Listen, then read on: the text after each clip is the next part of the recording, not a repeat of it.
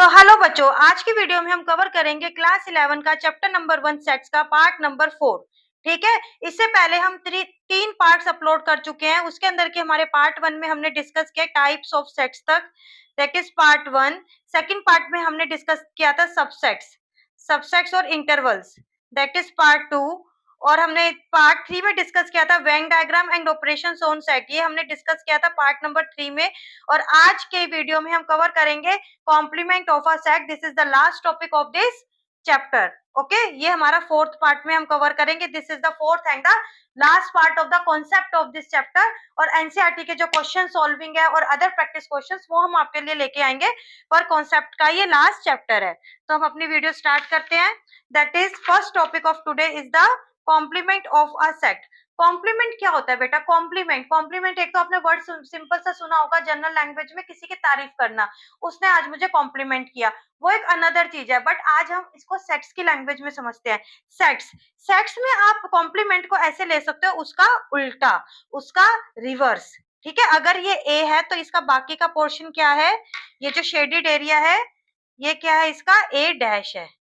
ये सारा shaded portion देखो, ये ए डैश, ये क्या है आपका? ए डैश। समझ गए? अगर ये वाला ए पोर्शन ए है तो ये ए डैश है। जो एलिमेंट्स इसके अंदर है वो ए के अंदर है, और ए डैश के एलिमेंट्स कौन से? जो इसके रिवर्स वाले में है। ठीक है, जो रिवर्स वाले एरिया में है। और ये पूरा सेट क्या है? पूरा सेट जो हमने पढ़ा था लास्ट क्लास में ही पढ़ा था, यूनिवर्सल सेट है पूरा। उसके अंदर ए और ए डैश दोनों कवर हो रहे हैं। This is you. ठीक है, ए डैश क्या हुआ आपका? You minus A. A dash set builder form में देख लेते हैं, यू माइनस ए, मतलब ये पूरा यू है, पूरा यू है ये। और इसमें से ए का पार्ट जब हम माइनस कर देंगे, सब्ट्रैक्ट कर देंगे, तो हमें क्या मिलेगा? ए डैश। ओके, और इसको डिनोट कैसे करते हैं? ए सी, ए और कॉम्प्लीमेंट का सी लिख देते हैं, या फिर ए डैश। और मोस्ट कॉमनली आपको ए डैश ही देखने को मिलेगा बुक्स में, किसी किसी हेल्प बुक में देखने को मिल सकता है ए सी। तो आप कंफ्यूज मत होना। ठीक है, pink shaded region is the A dash और ए सी। कैसे भी इसको हम रिप्रेजेंट कर सकते हैं, ए सी से और ए डैश से। तो for all x such that x belongs to U. ठीक है, अब बीच में क्या आ गया? एंड। मैंने लास्ट क्लास में आपको बताया था ना, जब कॉम्प्लीमेंट और यूनियन हमने अच्छे से पढ़ा था, तो हमने डिस्कस किया था एंड मींस इधर की कंडीशन भी सेटिस्फाई होनी चाहिए और इधर की कंडीशन भी सेटिस्फाई होनी चाहिए for each and every element. हर एक एलिमेंट को देखेंगे कि वो दोनों कंडीशन सेटिस्फाई कर रहा है, तो ही वो हमारे सेट में आएगा। मतलब एक्स यू से तो बिलोंग करना चाहिए, पर ए से बिलोंग नहीं करना चाहिए, तभी वो ए डैश का मेंबर बन पाएगा, अदरवाइज नहीं बन पाएगा। ठीक है, ये एक एग्जांपल से हम इसको समझ लेते हैं। इफ यू हमें दिया हुआ है यहाँ 1 2, मैं यहाँ पे इसका बना देती हूँ वेन डायग्राम, आपको समझने में इजी हो जाएगा। यू हमें गिवन है 1 2 3 4 5 6 7 8 9 10। उसके बीच में एक ए है, ए के एलिमेंट में पहले लिख देती हूँ 1 3 5 7 9। ठीक है, और जो एक ए के अंदर नहीं है उनको बाहर लिख देते हैं, यू में लिख देते हैं। यू में तो सारे ही है बेटा, ए भी है। ठीक है, तो 1 हो गया, 3 हो गया, 5 7 9 हो गया। तो हमारा क्या बचा? 2 4 6 8 10। ठीक है, ये 5 एलिमेंट हमारे पास बाहर बच गए। अब हमें ए डैश निकालना है। तो ए डैश, जैसा कि यहाँ पर हमने देखा, तो कौन सा रीजन जो ए को कवर नहीं कर रहा? यू तो ये पूरा है, क्योंकि यू के अंदर है ये पूरा एरिया जो भी इसके अंदर है वो यू है, चाहे वो हमने किसी भी पार्ट में डिवाइड किया है। ठीक है, तो यू। अब ए हमारे पास 1 3 5 7 9 है, तो ए डैश क्या हुआ? ये शेडेड पोर्शन जो कि ए के अंदर नहीं है, ये सारा शेडेड पोर्शन जो है ये हमारा क्या हो गया? ए डैश हो गया। ठीक है, और ए डैश के अंदर क्या क्या आ रहा है? इसके अंदर 2 4 6 8 10। ये 8 मैंने इधर लिख दिया था, इससे टच हो रहा है 8। ठीक है, 2 4 6 8 10, ये हमारा ए डैश के अंदर आ रहा है। और इसकी एक प्रॉपर्टी और है, आप हमेशा समझो कि जो ए है और ए डैश के एलिमेंट हमेशा रिवर्स होंगे एक दूसरे के, कॉम्प्लीमेंट होंगे एक दूसरे के, क्योंकि वो कभी भी अगर जो ए के अंदर है वो तो ए कॉम्प्लीमेंट में आ ही नहीं सकता। तो हमेशा एक इसकी प्रॉपर्टी हमेशा ध्यान रखना, A intersection A dash is equals to always 5, क्योंकि ये कभी इसमें कभी भी कुछ भी कॉमन हो ही नहीं सकता। ठीक है, और इसकी एक दूसरी प्रॉपर्टी यूनियन के साथ कर लेते हैं, A union A dash is equals to U. A union A dash is equals to U हो जाएगा। ये ध्यान रखना ये बातें, क्योंकि ए इंटरसेक्शन ए डैश, देखो दोनों में कुछ भी कॉमन नहीं है। ए इंटरसेक्शन ए डैश का क्या करेंगे हम, ए इंटरसेक्शन ए डैश, कुछ भी कॉमन नहीं है, नथिंग। और ए यूनियन ए डैश क्या बन जाएगा, 1 3 5 7 9 2 4 6 8 10। देखो सारे एलिमेंट आ गए यू वाले, तो ये क्या बन गया हमारा, किसके इक्वल आ गया, यू के इक्वल आ गया। देखो ये यहाँ से ए ले लिया, यूनियन ये सारा ले लिया, तो ये हमारा क्या बन गया, यू। ठीक है, समझ आ गया होगा ये कॉम्प्लीमेंट का कॉन्सेप्ट। ये दो इसके प्रॉपर्टीज ध्यान रखना, ये यूज हो जाएंगे। अब हम चलते हैं कुछ अपने इस पे कुछ पॉइंट्स हैं उसको याद रखते हैं। Points to remember, points to remember में क्या आएगा बेटा, ए कॉम्प्लीमेंट का complement is equals to A आ जाएगा। जैसे कि ऊपर वाले में देखा आपने, ऊपर वाले एग्जाम्पल में आप समझो, ए का कॉम्प्लीमेंट, इसके अंदर ए क्या है हमारे पास, 1 3 5 7 9, और ए कॉम्प्लीमेंट क्या आया था इसके अंदर, 2 4 6 8 10, और यू क्या था हमारे पास, 1 2 3 4 5 6 7 8 9 10। देखो अब ए का कॉम्प्लीमेंट, ए कॉम्प्लीमेंट क्या है, ये है। ठीक है, ए कॉम्प्लीमेंट ये आ गया। अब इसका भी कॉम्प्लीमेंट कर दूं, अब ए कॉम्प्लीमेंट का एरिया ये है, ए कॉम्प्लीमेंट ये है जो हमने सीखा है। अब इसका कॉम्प्लीमेंट करेंगे तो कहाँ जाएंगे, यहाँ तो नहीं जाएंगे, तो उसके अंदर वाले एरिया में आ जाएंगे, ए में आ जाएंगे। तो इसके उल्टे उल्टे क्या होगा, 2 4 6 8 10, 2 4 6 8 10 यहाँ से हटा दे तो क्या क्या आएंगे, 1 3 5 7 9, जो कि किसके इक्वल है, ए के इक्वल है। देखो यहाँ से ए के इक्वल। तो अगर हम ए का कॉम्प्लीमेंट करते हैं दोबारा से, तो हमारे पास ए ही मिल जाएगा।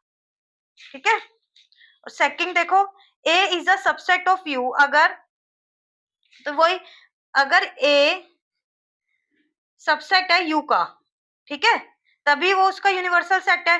कॉम्प्लीमेंट सेट इज ऑल्सो है, तो कॉम्प्लीमेंट सेट भी तो बेटा ये सेट इसी का सबसेट तो होगा। आप इसके अंदर से भी देखो, ए यू का सबसेट है यहाँ से, और ए डैश भी चेक करो यहाँ से यू का ही सबसेट है।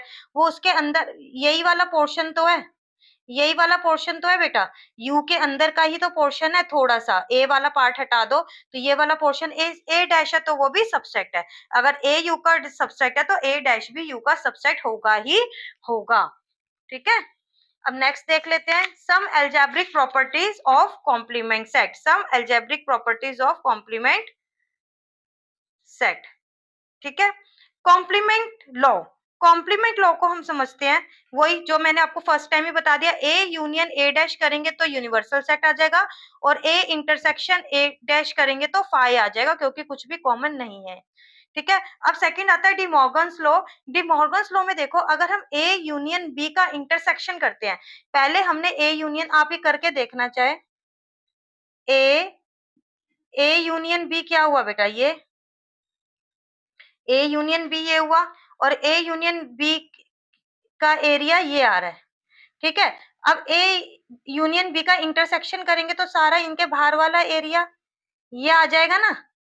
ठीक है, ये यूनियन करने के बाद एक सेट बन जाता है, अभी हमारा एक सेट बन गया, तो इसके बाहर वाला एरिया ये वाला एरिया आया। और अगर हम ए का कॉम्प्लीमेंट, अब दूसरा वहां से राइट हैंड साइड करके चेक करो, अगर हम ए का कॉम्प्लीमेंट करते हैं, ए का कॉम्प्लीमेंट देखो यहाँ से क्या आएगा, ए का कॉम्प्लीमेंट ये सारा आ जाएगा ना, ए के बाहर वाला। ठीक है, और बी का कॉम्प्लीमेंट करते हैं, बी का कॉम्प्लीमेंट करेंगे तो हमारा कौन सा आएगा, ये बी के बाहर वाला ये सारा एरिया आ जाएगा। समझ आ रही है, जो बस बी को छोड़ दो, यहाँ से ये बी को छोड़ दिया, बी के बाहर वाला एरिया आ गया। समझ आया आपको, अब उनका इंटरसेक्शन कर दो, इंटरसेक्शन करके आप देखोगे कौन सा एरिया कॉमन है। देखो ये तो बी डैश वाले में ये को एरिया कॉमन कहाँ पे, जहाँ पे रेड और ग्रीन दोनों क्रॉस लग रहे हैं, यहाँ पे तो सिर्फ रेड आ रहा है, यहाँ पे सिर्फ ग्रीन आ रहा है। कॉमन एरिया कौन सा है, जहाँ पे यही वाले क्रॉस लग रहे हैं मेरे दोनों के, तो उनका जब इंटरसेक्शन का कॉमन एरिया किया तो देखो इसके इक्वल आ रहा है ना, ये भी ग्रीन वाला भी यहाँ पे यही एरिया आ रहा था, यही आ रहा है, तो ये इसके इक्वल आएगा। ठीक है, इसको समझा दिया, सेकंड वाला खुद से ऐसे करके समझना, और ये है, और इसको लर्न कैसे करते हैं, जब यूनियन करके इंटर इसका वो किया हमने, कॉम्प्लीमेंट किया, तो कॉम्प्लीमेंट इंटरसेक्शन हो गया दोनों का। देखो दोनों के कॉम्प्लीमेंट अलग अलग हो गए और वो इंटरसेक्शन हो गया, और जब इंटरसेक्शन होल का कॉम्प्लीमेंट किया तो दोनों अलग अलग कॉम्प्लीमेंट हो गया और यूनियन हो गया। इसको वैसे ऐसे रन करते हैं, और मैंने समझाने के पॉइंट ऑफ व्यू से भी आपको समझा दिया। आप सेकंड वाला भी ऐसे खुद से समझ के देखोगे, अगर नहीं होगा तो मुझे कमेंट सेक्शन में आके बता दोगे। ठीक है, ये अभी हमने पढ़ लिया था, डिस्कस कर लिया था लॉ ऑफ डबल कॉम्प्लीमेंटेशन। जब डबल कॉम्प्लीमेंट हो जाता है तो अगेन ए ही वापस से आ जाता है। ठीक है, अब इसके अंदर देखो laws of empty set and universal set. Law बताने, लॉ देख रहे हैं, एम्प्टी और यूनिवर्सल के बीच में देखना है कि क्या रिलेशन रहता है। जब हमारे पास ये देखो ये यू है, यू है, और कोई भी एम्प्टी यू सेट, तो ये है हमारा पूरा, और कोई भी एम्प्टी सेट इसके बाहर होगा, हमें क्या पता, एम्प्टी है, वो खाली है, कोई सेट है, कोई एक सेट बना दिया जो कि फाई है, इसके अंदर कुछ भी नहीं है, इसके अंदर है बहुत कुछ, इसके अंदर एलिमेंट्स हैं। तो जब फाई का डैश करेंगे, कॉम्प्लीमेंट करेंगे, तो यू आ जाएगा। ठीक है, उसका अगर हमने मान लो ये इसका कॉम्प्लीमेंट किया हमने तो यू आ गया, और अगर यू डैश का यू का कॉम्प्लीमेंट करेंगे तो फाई आ जाएगा, उल्टा आ जाएगा, क्योंकि कुछ है ही नहीं ना, जीरो है, वो जीरो है, कुछ भी नहीं है। तो अगर यूनिवर्सल का हम कॉम्प्लीमेंट कर दे, यूनिवर्सल उसमें बहुत सारा सामान है, उसके अंदर बहुत सारे एलिमेंट है, उसका हम कॉम्प्लीमेंट करते तो दूसरा दूसरा बैग क्या होगा, खाली होगा। और सारा सामान एक ही बैग में है, और हमने सारा सामान देखो एक ही बैग में भरा हुआ है, हमने उसका कॉम्प्लीमेंट लेना है तो खाली है ना वो। और अगर खाली है एक, उसका कॉम्प्लीमेंट लेना है तो सारा यूनिवर्सल आ जाएगा, भरा हुआ बैग आ जाएगा। आप ऐसे इसको समझ सकते हो। ठीक है, if A is a subset of B then B dash is a subset of A dash. ठीक है, आप इसके अंदर समझो, अगर ए बी का सबसेट है, आप इसके अंदर ऐसे देख सकते हो, इसके अंदर मैं आपको क्लियर कर देती हूँ, इधर देखो। ठीक है, अब इस लाइन को आप देखो, if A is a subset of B then B dash is a subset of A dash. ठीक है, अब इसके अंदर से आप देखो, इसके अंदर अगर ये एक यूनिवर्सल सेट है आपका, ये यूनिवर्सल सेट है, इसके अंदर बी है और इसके अंदर ए है, ए बी का सबसेट है। तो अगर हमने बी डैश किया, यहाँ से हमने बी डैश किया, बी का कॉम्प्लीमेंट किया हमने, तो ये बी डैश का ये एरिया आ गया, और हमने ए का कॉम्प्लीमेंट किया तो ए का क्या एरिया आया, ये वाला एरिया आया।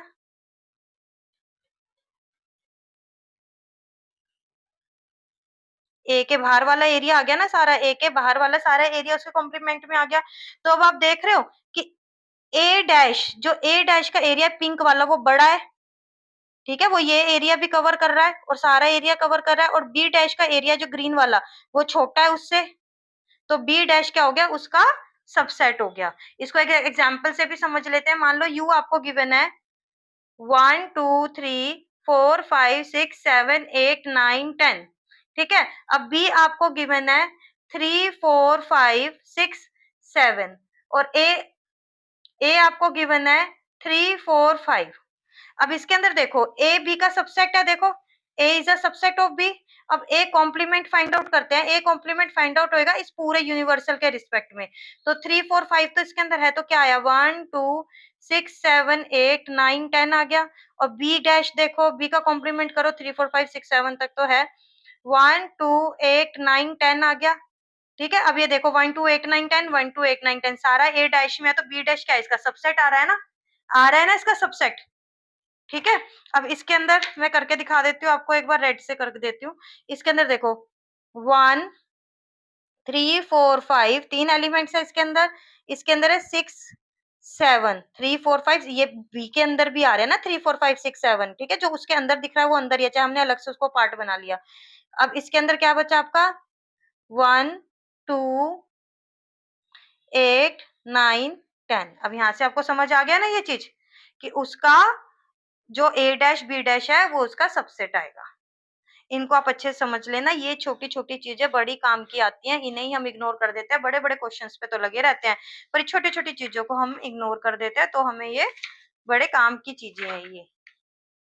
और जब इन चीजों को इग्नोर कर देते हैं तो फिर हमें एग्जाम में जब क्वेश्चन करने बैठते हैं तो हमें कुछ समझ नहीं आता, क्योंकि हमारा दिमाग बड़े क्वेश्चन की तरफ, बड़ी बड़ी बुक्स की तरफ और सब के तरफ ज्यादा चलता है। ठीक है बेटा, कॉन्सेप्ट क्लियर कर लो, क्वेश्चन अपने आप हो जाएंगे प्रैक्टिस करने के बाद। अब इसके अंदर ये कुछ रिजल्ट्स मैंने लिखे हैं, ये आपको यूज हो सकता है डायरेक्टली और इनडायरेक्टली, तो आप इनको थोड़ा सा लर्न कर देना। इसमें से थोड़े बहुत मैं आपको समझा देती हूँ। फर्स्ट ऑफ ऑल, जब दो सेट हमने लिए हैं, देखो a माइनस बी क्या है।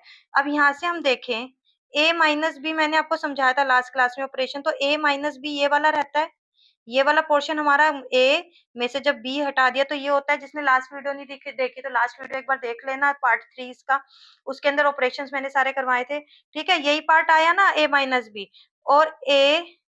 अब पहले b, ये a, b का इंटरसेक्शन क्या आया, ये सारा पार्ट आ गया।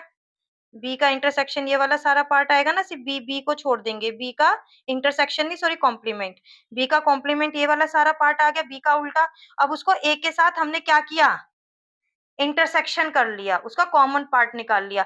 अब b डैश का जो पार्ट सिर्फ a के साथ कॉमन है, ये वाला पार्ट बचा ना, a के साथ कॉमन, बाकी तो सारा बाहर है, सिर्फ a के साथ कॉमन वाला सिर्फ ये वाला पार्ट बचा, b कॉम्प्लीमेंट का। इसलिए हम ये कॉमन वाला पार्ट भी नहीं ले सकते क्योंकि b का कॉम्प्लीमेंट के साथ हो रहा है। ठीक है, b का कॉम्प्लीमेंट बाहर वाला पार्ट है, तो इसके लिए देखो दोनों सेम आ गए ना। ऐसे ही b माइनस ए करेंगे तो b intersection a dash, a का complement. a minus b a के इक्वल कब होगा, जब a इंटरसेक्शन b फाई होगा। जैसे कि अगर इन दोनों के बीच में, अब a माइनस बी ये होता है, अगर इन दोनों के बीच में कुछ कॉमन ही नहीं है, जैसे ये 1 है, ये 2 है, ये 3 है, ये 4 है, ये 5 है, ये 6 है, कुछ कॉमन पार्ट है ही नहीं, तो a माइनस बी क्या हुआ, 1 2 3, है ना। तो ये कब होगा, कंडीशन दी हुई है जब a इंटरसेक्शन b 5 होगा, तभी उस केस में a माइनस बी a होगा। ऐसे ही इन सबको आप करके देख लेना, a माइनस बी कर लेंगे और उसको b के साथ यूनियन करेंगे तो a यूनियन b के इक्वल आएगा। a माइनस बी कर लेंगे, b से इंटरसेक्शन करेंगे तो फाई आ जाएगा। a minus B union b minus A करेंगे, ये तो मैंने सिमेट्रिक डिफरेंस बहुत डिटेल में आपके साथ लास्ट वीडियो में डिस्कस किया, ये सिमेट्रिक डिफरेंस है। ये इसके इक्वल है, ये इसके इक्वल है, इसके इक्वल है। ए यूनियन किया, पहले ए और बी को इंटरसेक्शन करके यूनियन कर दिया तो ए आ गया, ए बी का यूनियन करके इंटरसेक्शन कर दिया ए के साथ तो भी ए आ गया। इनका आप स्क्रीनशॉट ले लो या लिख लो, ये बहुत यूजफुल है प्रॉपर्टीज, इनको अच्छे से लर्न कर लेना। और ये वाली थोड़ी सी एडवांस है, ये फिर भी मैंने लिख दी है, चाह रही थी। 3 सेट जब होते हैं तो ये भी इसी के इक्वल आती है, आप ऐसे करके देखोगे, a माइनस में से b इंटरसेक्शन c करोगे तो a आ जाएगा, तो आएगा आपका a minus B union a minus C. ये बहुत रेयरली यूज होती है सीबीएसई के लेवल पे, फिर भी आप एक बार इसको गो थ्रू कर लो, इनका स्क्रीनशॉट ले लो। ये सिमेट्रिक डिफरेंस का साइन है, ये इंटरसेक्शन है, ये माइनस है, ये यूनियन है। ठीक है, और ब्रैकेट का मीनिंग होता है कि ये पहले सोल्व होगा। यहाँ पर चैप्टर 1 सेट्स का सारा कॉन्सेप्ट क्लियर हो जाता है आपका, कंप्लीट कर रही हूँ मैं यहाँ पे। और इसके बाद हमारा चैप्टर 2 हम स्टार्ट करेंगे, that is relations and functions. इसको स्टार्ट करेंगे और आपके एनसीईआरटी के क्वेश्चंस वगैरह मैं सॉल्व करवाऊंगी, लेकिन उससे पहले आप अपने सारे कॉन्सेप्ट्स क्लियर कर लो विद एग्जाम्पल। हम एनसीईआरटी और एनसीईआरटी एग्जाम्पलर सॉल्व करेंगे, ईच एंड एवरी क्वेश्चन हम यहाँ पे सॉल्व करने वाले हैं। ओके बेटा, थैंक यू सो मच। अगर आपको वीडियो पसंद आई, आपका सच में जेन्युइनली कोई हेल्प हो रही है अगर आपके इन वीडियोस को देखकर, तो प्लीज कमेंट करना ना भूलें। लाइक शेयर सब्सक्राइब जरूर करें, सब्सक्राइब भी करें, शेयर प्लीज प्लीज अपने फ्रेंड्स के साथ शेयर करें, ताकि हमें भी मोटिवेशन मिलता रहे और ज्यादा से ज्यादा मैं वीडियो आप बच्चों के लिए लाती रहूं। Thank you so much.